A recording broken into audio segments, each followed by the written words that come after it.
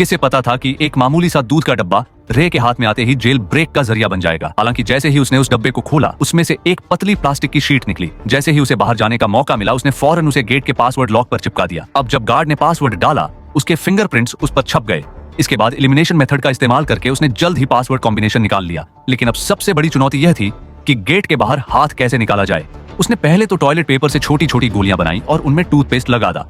इसके साथ ही एक बड़ी पेपर शीट से उन्हें लपेटकर उसने एक चिप छिपा घूंसा तैयार कर लिया। मगर इस सब पर कैमरा की नजर न पड़े, इसलिए उसने पहले ही गार्ड की डेली रूटीन जान ली थी।